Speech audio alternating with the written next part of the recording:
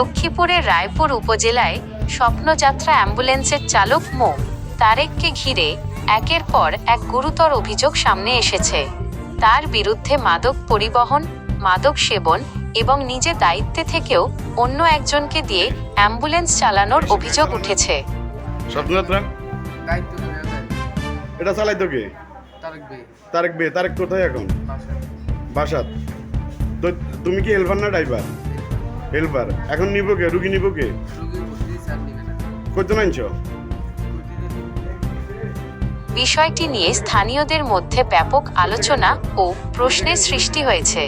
স্থানীয় সূত্রে জানা গেছে, তারেকের বাবার বাড়ি রামগঞ্জ উপজেলায় হলেও ছোটবেলা থেকেই তিনি নানার বাড়িতে বসবাস করে আসছেন।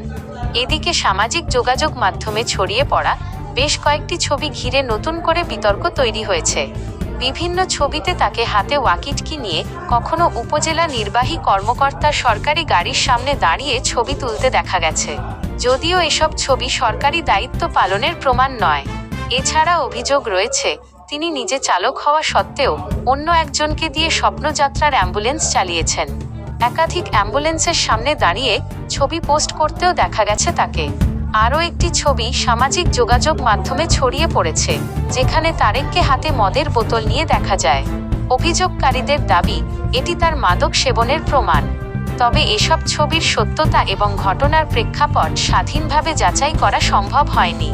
স্থানীয়দের দাবি, একজন অ্যাম্বুলেন্স চালক হিসেবে দায়িত্ব পালন করেও তারেকের নামে একাধিক দামি মোটরসাইকেল রয়েছে। তিনি আইফোন সহ বিভিন্ন উচ্চমূল্যের মোবাইল ফোন ব্যবহার করেন বলেও অভিযোগ উঠেছে। এসব সম্পদের উৎস কি তা নিয়েও প্রশ্ন তুলছেন অনেকেই। তবে এ বিষয়ে অভিযুক্ত তারেকের বক্তব্য পাওয়া যায়নি। সংশ্লিষ্ট কর্তৃপক্ষের পক্ষ থেকেও এখন পর্যন্ত কোনো আনুষ্ঠানিক ব্যাখ্যা দেওয়া হয়নি।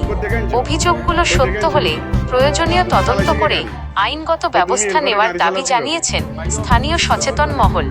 একই সঙ্গে নিরপেক্ষ তদন্তের মাধ্যমে প্রকৃত ঘটনা উদ্ঘাটনের আহ্বান জানিয়েছেন তারা।